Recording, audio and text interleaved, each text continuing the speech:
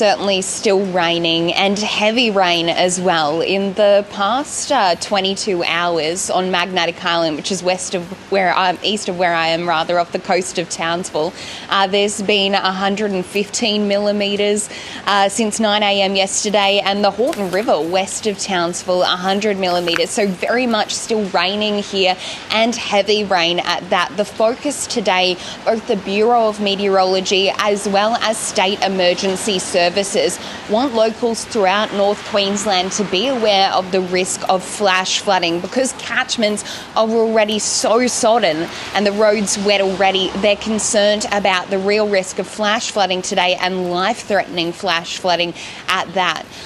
Coming in quickly and catching residents off guard. So the important advice today is to stay across the advice and the weather warnings that are coming out and being issued by the Bureau of Meteorology.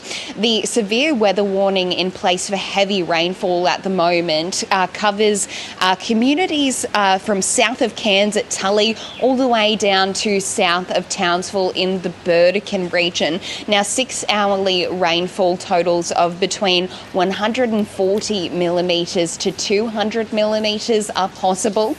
And we have heard from the SES today, who have spoken about how they've deployed to communities not only in Townsville, but of course that flood-stricken community of Ingham, north of the city. They're prepared to go west to Charters Towers, and of course Garoo, which has already seen some properties inundated south of Townsville. They're ready to deploy there as well, as we wait to see what the weather does. But beyond Townsville, the Bureau has told us this morning of how widespread this heavy rain and weather event is. All residents across northeastern, northern inland and even northwestern Queensland are seeing some sort of flood warning in place, whether it's a flood warning or a flood watch. It's flagging that the risk is either here or imminent for communities right across northern Queensland. Now, Chloe, there's several warnings out for residents. What's the advice there for locals? That's right, Fauzia, and it really depends on where you are. The advice can change so much, and that's why it's important that even though we're so deep into this weather event, everyone still keeps across what the weather is doing and what local government authorities and police are issuing. So if you're in Charters Towers, which is west of Townsville, you're being told to conserve water because supplies are so low there. If you're in the Burdekin community, south of Townsville, particularly Garoo, you're being told to prepare for major flooding once again. And if you're in Townsville and in the Ingham community, which is believed to be the worst affected during this weather event, with multiple properties being inundated, you're being told to be aware of renewed river rises and the dangers that that could pose today.